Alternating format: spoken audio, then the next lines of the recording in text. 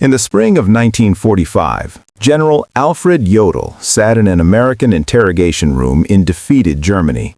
He had served as chief of operations for the entire German armed forces throughout the war. He had helped plan the invasion of Poland that ignited the conflict in September 1939. He had overseen operations on every front, from the frozen steppes of Russia to the burning sands of North Africa. He had signed the instrument of unconditional surrender at Reims just weeks before.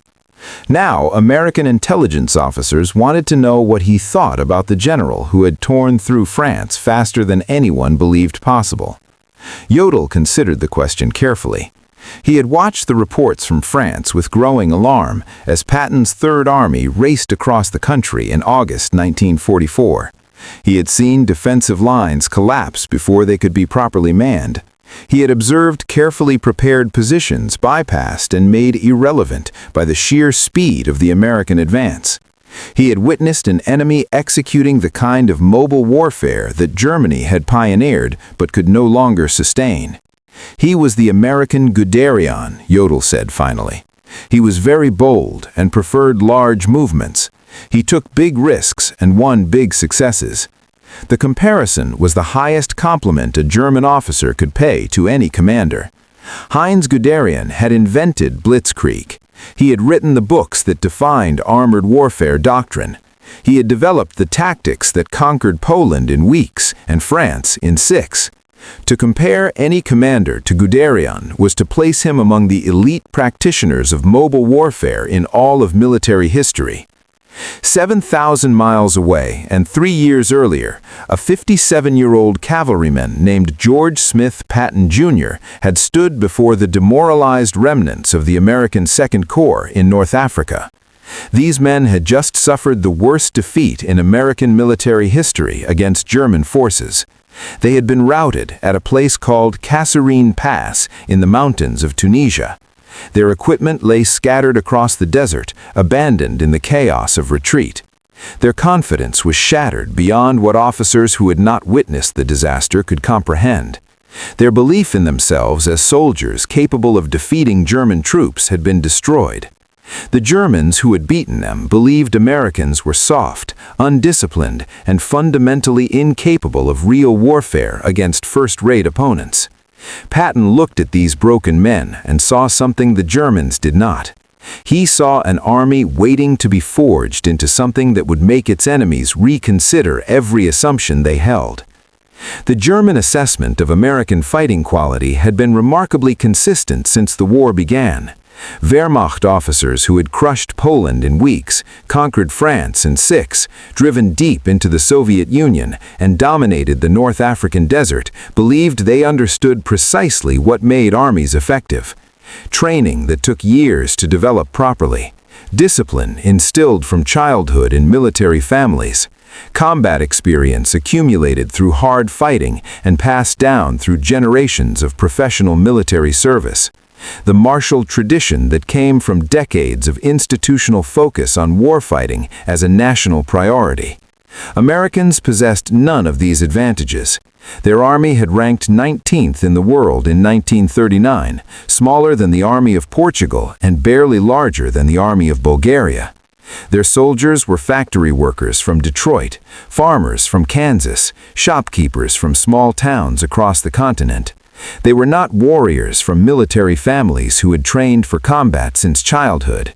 Their officers had spent careers focused on garrison duty and peacetime administration rather than preparing for actual combat. Their equipment was largely untested against first-rate opponents in real battlefield conditions. Field Marshal Erwin Rommel had built his formidable legend fighting the British across the North African desert for 2 exhausting years. His Africa Corps had become synonymous with armored excellence throughout the world. He had outmaneuvered opponents commanding larger forces through superior tactical skill. He had won victories against odds that seemed impossible through audacity and precise timing. When American forces first entered combat against German troops in Tunisia in early 1943, Rommel's assessment was dismissive in ways that reflected his extensive experience fighting Western opponents. The Americans he faced seemed poorly led and badly coordinated at every level. Their tanks advanced without adequate reconnaissance, driving into ambushes that troops with any real experience would have detected and avoided.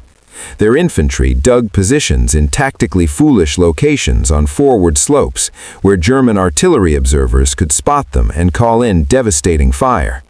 Their artillery was poorly positioned to provide effective support during defensive operations. Their communications broke down under pressure. Their officers appeared overwhelmed by the chaos and violence of battle in ways that suggested fundamental failures in training and doctrine. The disaster at Kasserine Pass in February 1943 seemed to confirm every German prejudice about American military capability. Rommel's assessment of American fighting quality had been remarkably consistent since the war began. George Patton arrived to take command of the Second Corps on March 6, 1943. He had spent his entire adult life preparing for exactly this moment. He had studied cavalry tactics at Fort Riley, chased Pancho Villa across Mexico in 1916, and commanded tanks in France in 1918, where he was wounded, leading them into battle. During the interwar years, when most American officers considered tanks a novelty, Patton had written extensively about armored warfare and trained many of the officers who would command armored divisions in this war. Now he would prove what American soldiers could become under proper leadership and demanding standards. The transformation began immediately. Patton descended on the demoralized formation like a force of nature. He imposed discipline with ferocious intensity that stunned soldiers accustomed to lax standards. Men who had slouched through Kasserine suddenly found themselves standing at attention in proper uniforms, complete with neckties, leggings, and helmets. Officers who had failed were relieved. Training intensified to levels soldiers complained were unreasonable for a combat zone. Patton fined soldiers for uniform violations and conducted inspections constantly. Critics argued that polished boots had nothing to do with winning battles. Patton disagreed. He believed attention to small details created the mental discipline that would prove decisive when soldiers faced German tanks. But discipline alone would not defeat the Wehrmacht. Patton understood with complete clarity that American tactics had to change fundamentally if American soldiers were to prevail against experienced German forces.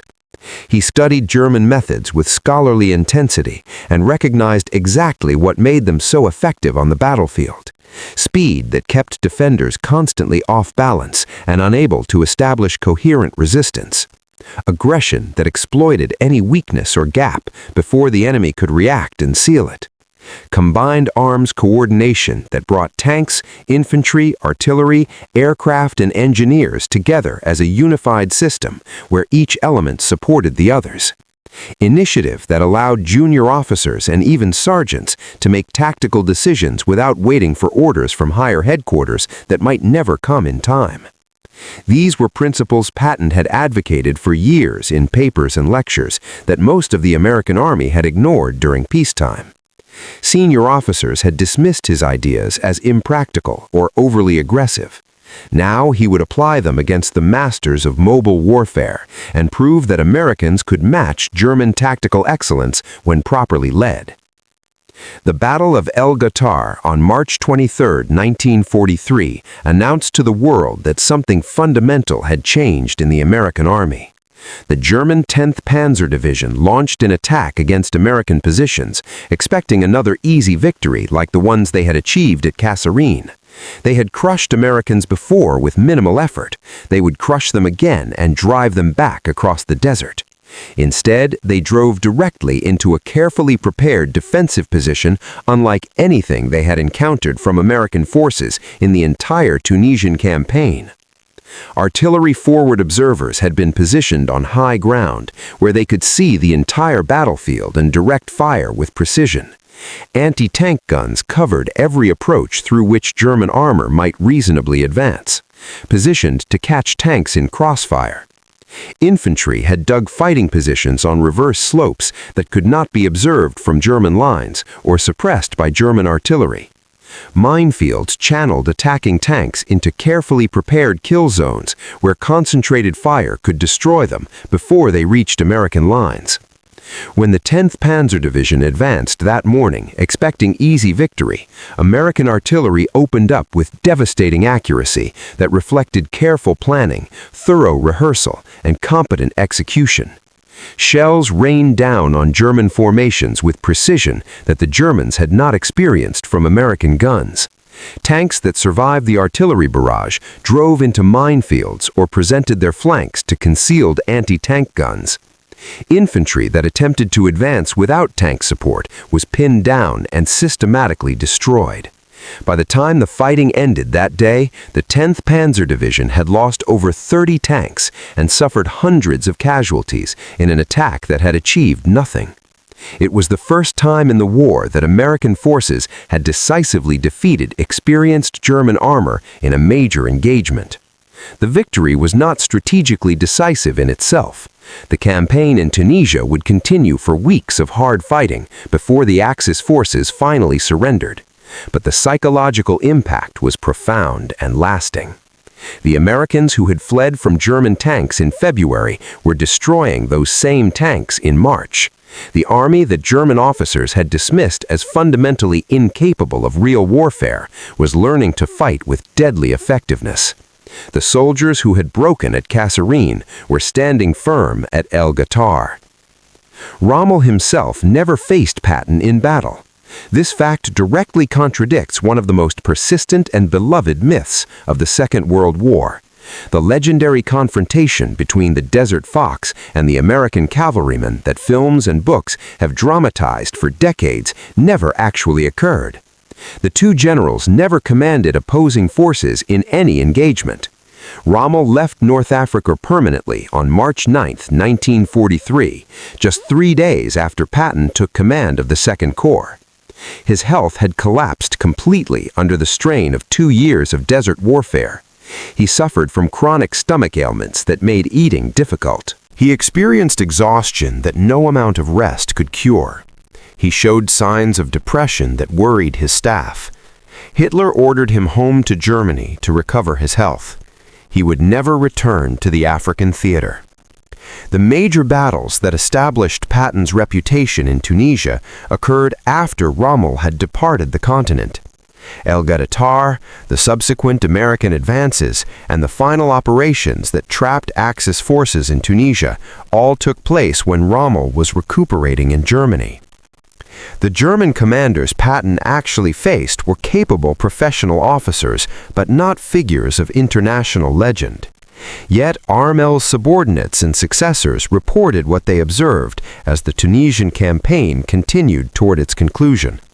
The Americans who had seemed so helpless and undisciplined at Kasserine were becoming genuinely dangerous opponents. Their tactical coordination improved noticeably every week. Their artillery grew more accurate and better positioned.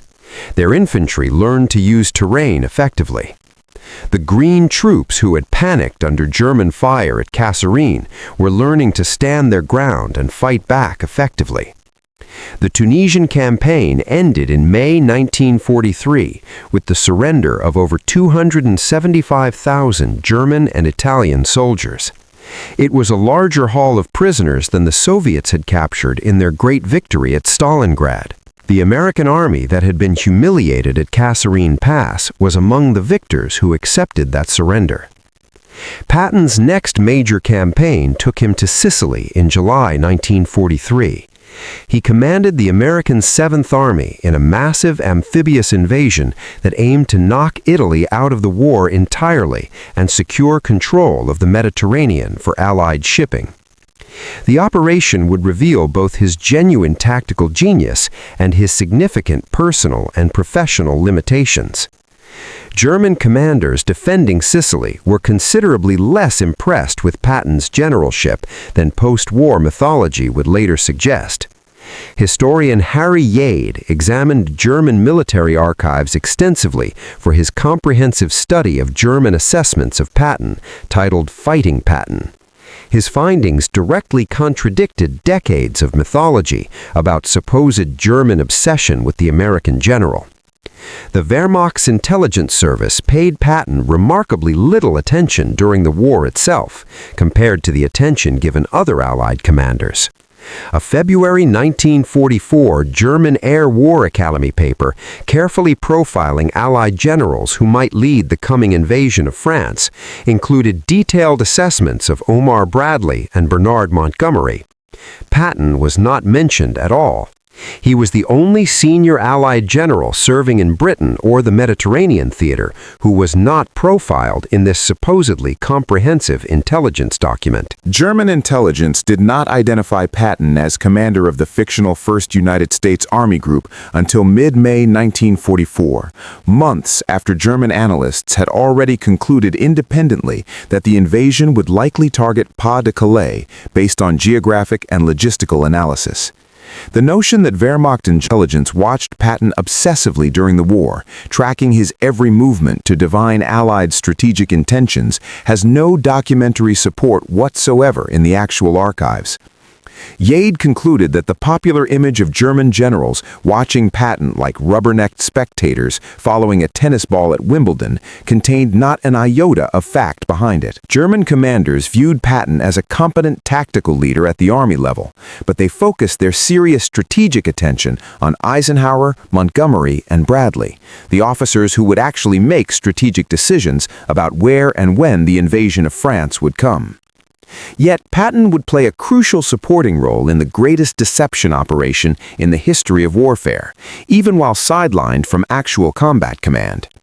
Operation Fortitude aimed to convince the Germans that the upcoming Normandy landings were merely a diversionary feint designed to draw German reserves away from the real invasion target at Pas-de-Calais, the shortest crossing point from England to France. The fictional 1st United States Army Group, supposedly commanded by Patton from bases in southeast England, became an important element of this elaborate deception. The operation exploited existing German assumptions rather than creating new ones from nothing.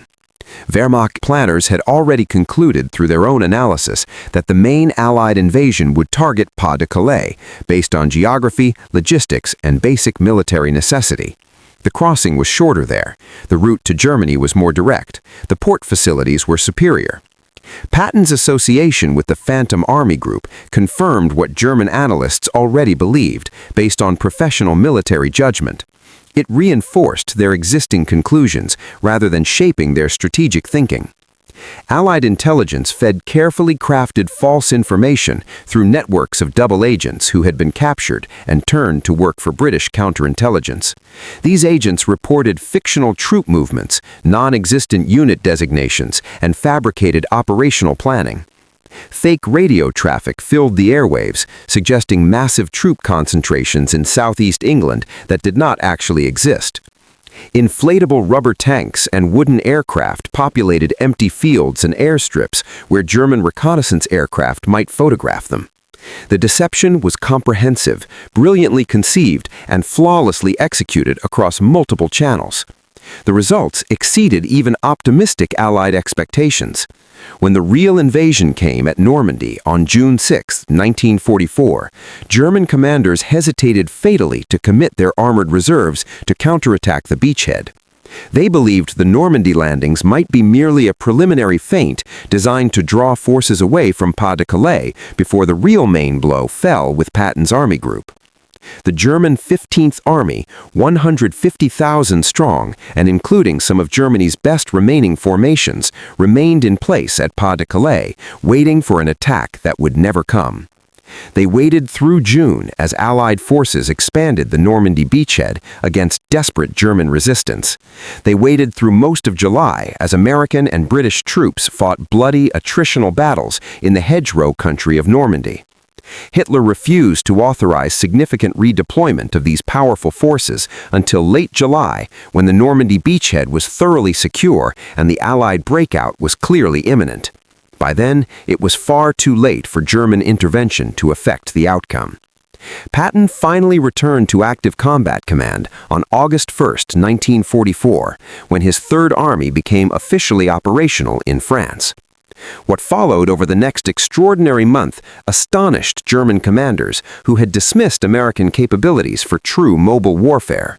The Normandy breakout began with Operation Cobra on July 25, 1944. American commanders had learned through months of bloody and frustrating fighting in the hedgerow that infantry could not advance effectively against prepared German defensive positions without overwhelming fire support. The thick hedgerow of Normandy negated American advantages in armor and artillery while favoring German defensive tactics. Something had to change dramatically. They called in heavy strategic bombers to shatter German defensive lines with a concentration of explosive force never before employed in direct tactical support of ground operations. Nearly 2,000 aircraft dropped over 4,000 tons of bombs on a narrow front where German forces had prepared their defenses. General Fritz Bayerlein commanded the elite Panzer Lehr division defending the sector where Cobra struck. His formation had been rebuilt after earlier battles and occupied strong defensive positions in depth. The bombing that began on the morning of July 25th exceeded anything Bayerlein had experienced in years of combat across multiple theaters. The planes kept coming overhead like a conveyor belt, Bayerlein later told American interrogators after his capture, and the bomb carpets came down one after another. His front lines looked like a landscape of the moon, with bomb craters touching rim to rim across ground that had been fields, orchards, and villages. At least 70% of his personnel were out of action, either dead, wounded, driven temporarily insane by the concussion, or numbed into complete uselessness by shock. Several of his men went completely mad and rushed around in the open until they were cut down by shell splinters. Into this chaos of shattered defenses and stunned survivors, Patton unleashed his armor. The Third Army poured through the gap, blasted in German lines with a speed and violence that prevented any coherent defensive response. Patton had waited months for exactly this opportunity while sidelined in England. He had studied German Blitzkrieg tactics obsessively and believed with absolute conviction that American forces could execute them with equal or greater skill, given proper leadership and opportunity. Now he would prove it against the army that had invented mobile warfare. The exploitation that followed Operation Cobra covered more ground in less time than almost any operation in the history of warfare. In August 1944 alone, Patton's Third Army advanced over 600 miles across France. Armored columns liberated Brittany in the west. They swung east and raced toward Paris. They crossed rivers that German planners had expected to defend for weeks. They advanced so fast that their own supply lines could barely keep pace with fuel and ammunition. German commanders struggled desperately to understand what was happening to their carefully prepared defenses. Their defensive positions were being bypassed before they could be properly manned. Their reinforcements arrived at designated assembly areas to find the Americans already gone, racing toward the next objective far to the east. The methodical, predictable American tactics they had observed in Sicily and expected to continue had been replaced by something that looked disturbingly familiar to officers who had executed similar operations in Poland in 1939 and France in 1940. It looked like Blitzkrieg executed by Americans. It looked like their own tactics being used against them with devastating effect. General Günther Blumentritt served as chief of staff for the German forces defending the Western Front. He had helped plan the invasion of Poland that started the entire war. He had contributed to the campaign against France in 1940 that shocked the world with its speed and decisiveness. He understood mobile armored warfare at the highest professional level. After the war ended, he wrote an assessment for the American Army Historical Division that reflected genuine professional respect for what he had witnessed. We regarded General Patton extremely highly as the most aggressive Panzer general of the Allies, Blumentritt recorded for the official historical record. His operations impressed us enormously, probably because he came closest to our own concept of the classical military commander. He was a real leader of men. The comparison was striking and significant.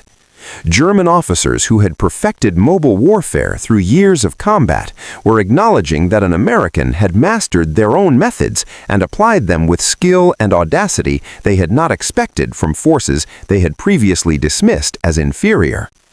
General Heinz Guderian himself offered similar praise when American officers questioned him after his capture. Guderian had invented the tactical and operational concepts that made Blitzkrieg possible. He had written the foundational books that defined armored warfare doctrine worldwide.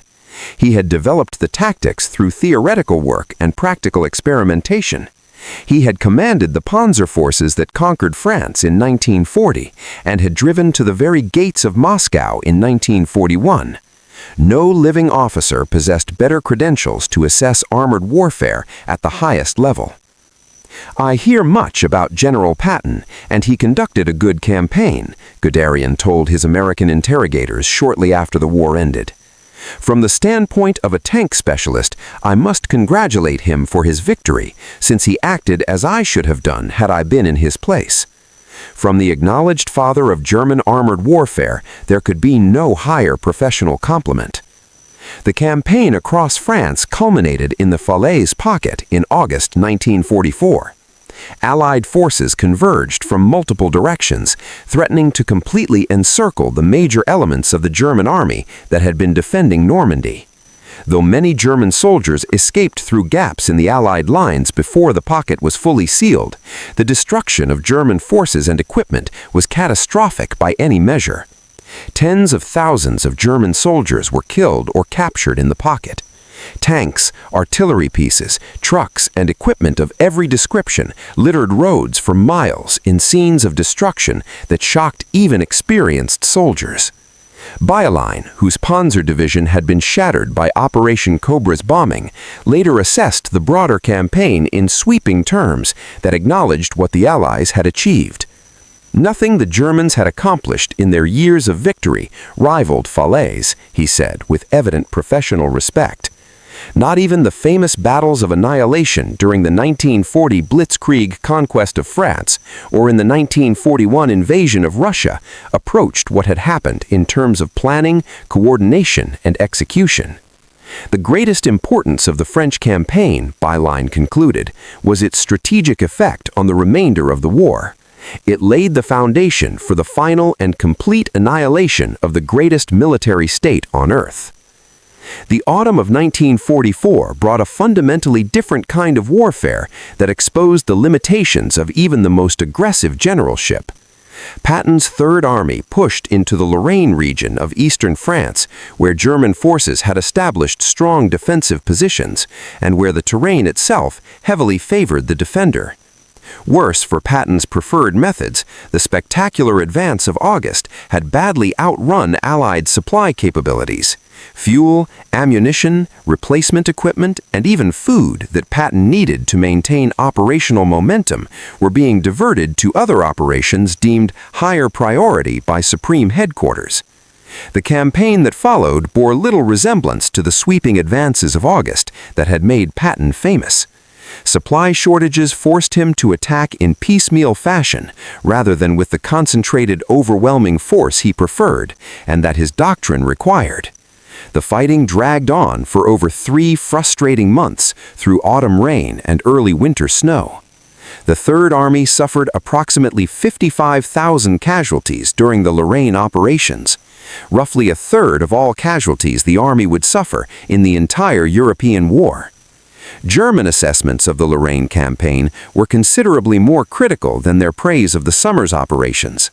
General Hermann Bach, commanding Army Group G opposing Patton, characterized American operations during this period as showing poor and timid leadership. The criticism referred to American tactical methods generally, rather than Patton specifically, but it reflected genuine German professional contempt for the methodical, piecemeal approach that supply shortages had forced upon American commanders. Patton himself acknowledged honestly that Lorraine was not his finest campaign by any measure. "While my attack was going forward by short leaps," he wrote in his diary, "it was not very brilliant." The self-assessment was accurate. Without adequate fuel and ammunition to support concentrated offensive operations, even Patton could not replicate the sweeping advances of August. Then came the Battle of the Bulge. On December 16, 1944, German forces launched their last major offensive in the Western Theater. 25 divisions attacked through the Ardennes forest of Belgium and Luxembourg, the same route German armies had used to conquer France so spectacularly in May 1940. The assault achieved complete tactical surprise against American forces, holding what commanders had considered a quiet sector suitable for resting tired divisions and training new ones. American units were overwhelmed by German forces they had not expected and were not prepared to fight. The town of Bastogne, a crucial road junction through which 7 major highways passed, was quickly surrounded by advancing armor. Patton's response to this crisis demonstrated the organizational capabilities that German commanders would later praise above all his other achievements. On December 19th, he attended an urgent meeting with Eisenhower and other senior Allied commanders at Verdun to discuss the rapidly deteriorating situation. When Eisenhower asked how soon Patton could disengage his forces from their current operations and counterattack northward into the German penetration, Patton's answer stunned everyone in the room. 48 hours. The other generals present were openly skeptical, some bordering on disbelieving. Patton's Third Army was currently engaged in active offensive operations, facing east toward the Saar region of Germany. To attack the German penetration to the north, as Eisenhower was requesting, Patton would need to disengage multiple divisions from contact with enemy forces, wheel his entire army 90 degrees to face a new direction, move those forces over 100 miles on icy winter roads through terrible weather, and launch a coordinated assault against determined opposition, holding good defensive terrain. Standard military doctrine suggested such a complex maneuver would require at least a week of careful preparation under the best possible conditions, in winter against active opposition, with supply lines already strained by previous operations. The maneuver seemed flatly impossible within Patton's stated time frame. But Patton had already begun planning before he left for the Verdun meeting. He had anticipated that the German offensive might require exactly this kind of response. Before departing his headquarters, he had ordered his staff to prepare 3 complete contingency plans for different counterattack scenarios. His corps commanders had already received preliminary warning orders to begin preparations for a possible change in direction. The Third Army could execute this seemingly impossible maneuver because Patton had anticipated it would need to do exactly that. The 4th Armored Division covered 150 miles in just 19 hours of continuous movement. Other divisions followed through snow and ice, maintaining march discipline despite brutal weather conditions that would have broken formations with less capable leadership. Trucks drove through the freezing nights without headlights to avoid detection by German aircraft. Units that had been fighting their way toward Germany reversed course and headed north toward Belgium. On December 26th, lead elements of the 4th Armored Division broke through German lines surrounding Bastogne and reached the surrounded American garrison. The siege was lifted. The German offensive had reached its high water mark and would now recede back toward the German frontier. German commanders recognized the remarkable achievement even as they desperately tried to seal the corridor Patton had opened. Multiple German divisions, including elite formations like the 1st SS Panzer Division, Leibstandarte Adolf Hitler, counterattacked repeatedly over the following days, trying to cut off Bastogne again. They failed, despite throwing their best remaining forces into the effort. The speed of Patton's response had transformed what could have been a strategic disaster into a defensive victory that destroyed Germany's last offensive capability in the West. The final months of the war saw Patton's Third Army cross the Rhine River and drive deep into the German heartland.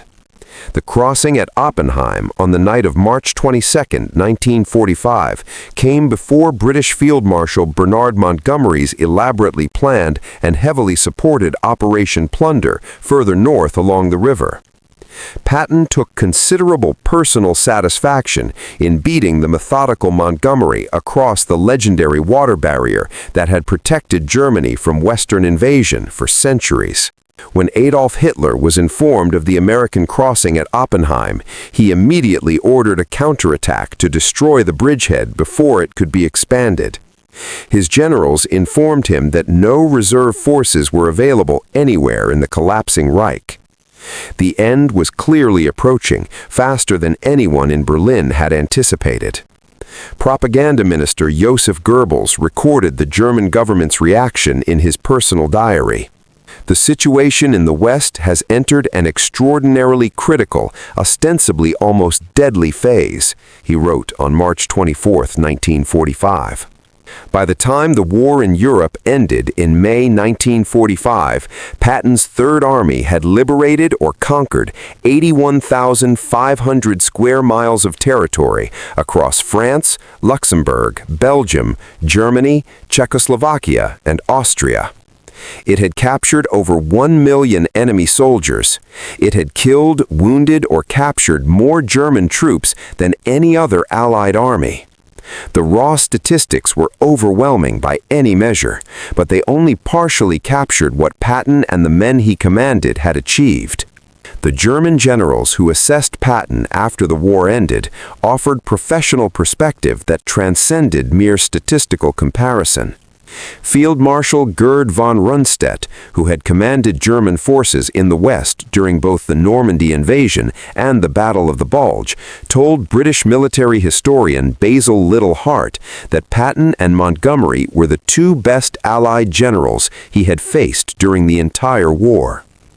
Blumentritt, serving as Rundstedt's chief of staff, elaborated on the important distinction between the two Allied commanders in terms that revealed German professional values. Montgomery was methodical and systematic in his approach to operations, which made him paradoxically easier to defend against because German commanders could reliably anticipate his moves and prepare accordingly. Patton was genuinely dangerous precisely because he was fundamentally unpredictable and always willing to take calculated risks that more methodical commanders would never accept. This assessment contained an important insight into German military thinking and professional culture. The Wehrmacht valued initiative and aggressive action in commanders above almost all other qualities. They respected leaders who took calculated risks rather than waiting endlessly for perfect conditions that might never arrive. Patton embodied these qualities in ways that other Allied commanders simply did not. Yet the documentary record reveals important nuances that complicate the popular narrative of German fear and obsession with Patton. Most of the laudie quotes that fill books and documentaries about Patton came from post-war interrogations and studies conducted by American intelligence officers and historians. During the actual war itself, German intelligence paid Patton relatively little serious attention compared to the attention devoted to Eisenhower, Montgomery, and Bradley. The post-war context of these assessments matters significantly. German generals had various incentives to praise their former enemies once the fighting ended. Some sought favorable treatment from American occupation authorities. Others genuinely reassessed their opponents once the immediate passions of defeat had cooled and professional judgment could operate more clearly. The integration of West Germany into the NATO alliance brought former Wehrmacht officers into close professional cooperation with American military organizations eager to learn from their former adversaries. Praising Patton cost German officers nothing and potentially built valuable goodwill with their new allies. Historian Harry Yates, after his extensive examination of German military archives, concluded that among German Panzer commanders with their extensive combat experience on the brutal Eastern Front against the Soviets, Patton probably would have ranked merely above average. This assessment was not intended as an insult to Patton's abilities. German armored commanders fought a savage war against the Soviet Union over 4 years that produced some of the most capable tank generals in all of military history. To be above average in that extraordinarily demanding company was a genuine and significant achievement. The truth about what German generals really thought about Patton lies somewhere between the mythology of terrified German generals obsessing over his every movement and dismissive claims that they barely noticed him at all. They genuinely respected his tactical abilities, particularly his speed, aggression, and constant willingness to exploit fleeting opportunities before defenders could react. They acknowledged that he understood mobile warfare principles that aligned closely with their own professional doctrine. They recognized that his presence on any battlefield meant American forces would attack relentlessly and exploit any weakness immediately. But they did not fear him in the almost supernatural way that popular culture has long suggested. They did not track his movements obsessively or consider him uniquely dangerous compared to other senior Allied commanders. They viewed him as a highly competent professional officer executing his operational responsibilities with considerable skill, which within German military professional culture constituted genuine and meaningful praise. What made Patton truly significant was not that Germans considered him some singular military genius who had unlocked secrets of warfare hidden from lesser minds. It was that he represented what American forces could achieve when properly led by commanders who understood mobile warfare and demanded excellence. The same soldiers who had broken and run at Kasserine Pass fought with determination and professional skill under his demanding command. The same army that German generals had dismissed as fundamentally soft and undisciplined became an instrument of relentless offensive warfare that helped destroy the Wehrmacht. George Patton died on December 21, 1945, from injuries Sustained in a car accident in occupied Germany, he never wrote the memoirs that might have shaped how history remembered him and his achievements. He left behind a legend that has grown larger with each passing decade, fed by films and books that have often prioritized compelling drama over historical accuracy. The German generals who fought against him offered assessments after the war that became central to constructing his enduring mythology. Those assessments were real. The professional praise they contained was genuine. But context matters when evaluating historical sources. They offered this praise after the war was over, when professional respect could be expressed openly without operational consequences, and when cooperation with Americans served German interests. The story of what German generals really said about Patton ultimately reminds us that history is considerably more complicated than the legends we construct from it. Patton was genuinely skilled at mobile armored warfare. He achieved remarkable operational results in France and during the relief of Bastogne. German professional officers compared him favorably to their own armored warfare experts. All of this is documented and historically accurate. But he was also viewed realistically by professional soldiers who had assessed many capable opponents across many theaters over years of combat. He was respected as a competent commander, not worshipped as a military demigod. The mythology came later, built from fragments of genuine truth and the eternal human desire to create heroes larger than the complex men who inspired them. Thank you for watching.